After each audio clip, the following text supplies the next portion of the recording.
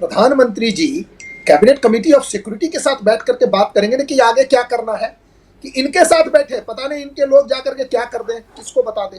दूसरी बात, भारत में जो ताकत बढ़ी है, अगर मैं आपको, अब उन्होंने अभी नाम बताया, चिनूक से लेकर के अपाचे हेलीकॉप्टर तक, जो विश्व की जो सबसे अच्छी ड्रोन सिस्टम है वो अमेरिका से खरीदा, इजराइल से खरीदा। $6 बिलियन का तो केवल S-400 के 5 सिस्टम खरीदे, जिससे दिल्ली और मुंबई और जो बॉर्डर एरियाज है पाकिस्तान और चाइना के साथ, ये F-16 उड़ेगा नहीं कि जमीन पर पाया जाएगा। ये भारत सरकार में मोदी जी के नेतृत्व में हुआ है। जो नेवी के लिए जो सिस्टम खरीदा गया P-18, इतना मुझे मिलिट्री कि कहीं भी अगर कोई भी पनडुब्बी होगा उसको मार गिराया जाएगा। आज जो भारत में है, कल जो हुआ है 26 मरीन फाइटर्स, वो पाकिस्तान का जितना बजट है डिफेंस बजट, उतना का तो मोदी जी ने मरीन राफेल खरीदा है।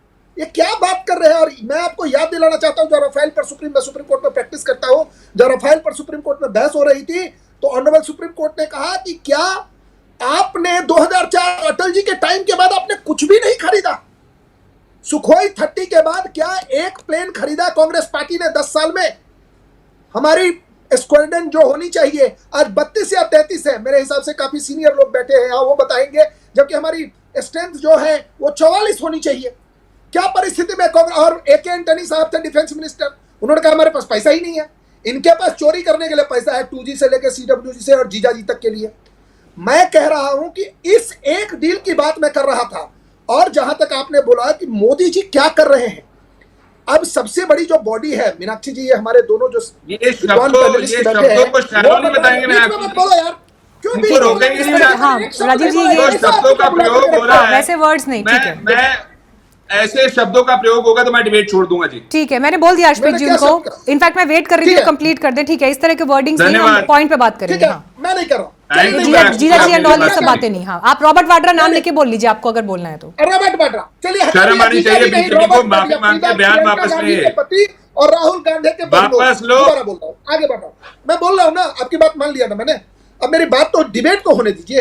मैं क्या कह रहा हूँ, आज जो परिस्थिति है देश में, देश जरूरी मुद्दे पे भी राजनीति कर रहे हो भाई, इतने जरूरी मुद्दे पे भी राजनीति कर रहे हो, ठीक है, कंप्लीट करिए राजीव जी, आप सुन रहे हैं, उसके बाद अर्शप्रीत जी बोलेंगे। हाँ, शर्म आनी चाहिए। कैसे प्रवक्ता को बुलाया मीनाक्षी जी, ये कैसे लफ्जों का प्रयोग कर रहे हैं, कैसे बयान दे रहे हैं, कैसे मानजनक बयान दिए जा रहे हैं।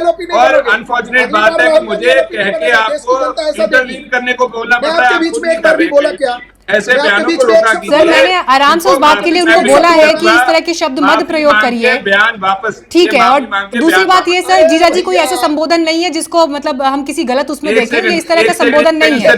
बाकी मैंने उनको कह दिया कि आप नाम लेकर बोलिए, अगर आपको अगर वो करना है, भाषा सभ्य होनी चाहिए। और मैं विनती करूंगा ऐसे मुद्दे। ठीक है सर, मैंने उन्हें कह दिया है कि आप नाम लेकर बात करिए ना, उसमें क्या है, नाम लेकर तो बात कर सकते हैं ना सर। और जीजा जी को भारतीय परंपराओं में कोई ऐसा शब्द नहीं है जिसको नेगेटिव कनोटेशन में दिया। ठीक है, ऐसे मुद्दे पे राजनीति करेंगे, मैं मुद्दे पहलगाम के मुद्दे पे भी राजनीति करेंगे। देश की तैयारी नहीं है, मैं देश की तैयारी की बात कर रहा हूँ। ठीक है राजीव जी, कंप्लीट करिए, मेरे पास अब समय कम है। हाँ, बस देश की तैयारी ऐसी है। और दूसरी बात जो बार बार हो रही है, पार्लियामेंट सेशन बुलाए, स्पेशल पार्लियामेंट सेशन क्यों नहीं, जिसको फिर पाकिस्तान यूएनओ में ले जाए। राहुल गांधी को सुनने के लिए क्या पार्लियामेंट सेशन बुलाए, जो देश के खिलाफ काम कर रहे हैं? जनता सब देख रही है। आज के डेट में आपका चैनल पे कांग्रेस पार्टी के प्रवक्ता क्या बोल रहे हैं और मैं क्या बोल रहा हूं और दो विद्वान पैनलिस्ट क्या बोल रहे हैं, ये सब देश की जनता देख रही है। ठीक है, मैं अर्शप्रीत जी आपके पास आ रही हूँ। उससे पहले सुधाकरण जी, मैं एक रिएक्शन सर आपसे चाहती हूँ। विपक्ष की तरफ से सर ये मांग हो रही है कि एक जॉइंट पार्लियामेंट्री सेशन बुलाया जाए, पार्लियामेंट के थ्रू एक बड़ा मैसेज जाए। हमने देखा अभी 1-2 दिन पहले ही जम्मू कश्मीर विधानसभा में स्पेशल सेशन बुलाया गया, जहाँ पे निंदा प्रस्ताव पास हुआ। हालांकि जब हम पॉलिटिक्स के लिहाज से, पॉलिटिकली मैसेज देने के लिहाज से बात करते हैं तो देश की संसद वो सबसे बड़ा मंच है जहां से ये बात होनी चाहिए। पर अभी के समय में विपक्ष जो मांग कर रहा है सर, आपको लगता है कि ये आगे होना चाहिए?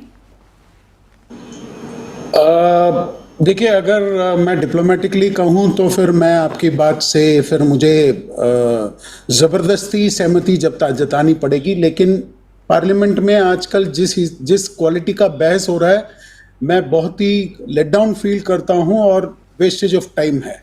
और बल्कि अगर वहाँ पे जॉइंट सेशन हो भी जाए तो भी ऐसे लोग आके वहाँ पे बोलेंगे कि ऐसा कुछ हुआ नहीं था, जो हमारे लिए काउंटर प्रोडक्टिव भी हो सकता है। तो मुझे नहीं पता कि वहां पे क्या होने वाला है, क्या नहीं होने वाला है, लेकिन मैं ये 2-3 चीजें रखना चाहता था, मुझे टाइम नहीं मिला, तो मैं अभी जी प्लीज अगर आप तो ये जो अशप्रीत जी बोल रहे थे कि 1,80,000 फौज कम कर दिया, देखिए ये एक over a period of time एक थॉट आउट डिसीजन था। Please don't interfere, I didn't interfere sir, please talk when I give you a chance. आप मिसकोट कर रहे हैं, मैंने रिटायर्ड में जोशी साहब को कोट ठीक है, हम पूरी बात सुन लेते हैं, सर की पूरी बात सुन लेते हैं, ठीक है अशप्रीत जी, मैं आपको पूरा टाइम दूंगी इसके बाद, ठीक है। आप ये कह रहे हैं आपने ये बात नहीं बोली ना, ठीक है, okay, let him complete what he is saying, मैं उसके बाद आपके पास आऊंगी sir. When you selectively pick up statements given by senior officers, then you know that has to be pointed out. देखिए एक जनरल शेकटकर कमिटी बैठी हुई थी जिसपे ये देखा गया था कि फौज को यंग, लीन और मीन कैसे बनाया जाए। एज पार्ट ऑफ दैट ये जो अग्नि योद्धा जो कार्यक्रम चलाया गया था उसका भी आपने देखा होगा कि काफी विरोध हुआ था, मतलब नौकरी को लेके। देखिए फौज एक एम्प्लॉयमेंट एक्सचेंज नहीं है, ये पहले एक चीज जान लीजिए। दूसरा, आज के जमाने में जो लड़ाई चलती है वो नंबर से नहीं चलती, वो तकनीक से चलता है और टेक्नोलॉजी से चलता है। It is both process and technology driven. तो हमें ये देखना है कि हमें आधुनिक हथियार कैसे इंडिजनाइज करना है और उसको कैसे हासिल करना है और हमारे आर्मी को कैसे लीन एंड मीन रखना है। मैं आपसे दरख्वास्त करूंगा, ये मेरी हम्बल रिक्वेस्ट है कि कम से कम अगले 6 महीने के लिए इस बात पे मतलब आप एटमॉस्फेयर को विशिएट मत कीजिए और कंफ्यूज मत कीजिए लोगों को। मैं समझता हूं कि बिहार में इलेक्शन है, मैं समझता हूं कि मोदी जी को नीचे दिखाना है, लेकिन आप इसको मत यूज कीजिए, ठीक है। इसको जितना आप यूज करेंगे ये आपके ही खिलाफ जाएगा। इसीलिए आप जिस सीट पे बैठे हैं उस वजह से बैठे हैं, ये मेरा रिक्वेस्ट है आपसे। और अगर आप अभी सक्रिय राजनीति करने का बहुत मौका है, और देश में ये मेरा कभी मानना है नहीं कि एक ही पार्टी को रूल करना चाहिए। देखिए बारी बारी से रूल करेगी तो डेमोक्रेसी के लिए अच्छा है, लेकिन डेमोक्रेसी तभी स्ट्रेंथन होगी जब आपके डिबेट्स एक होता है वाद करना, एक होता है विवाद करना और एक होता है वितंडवाद।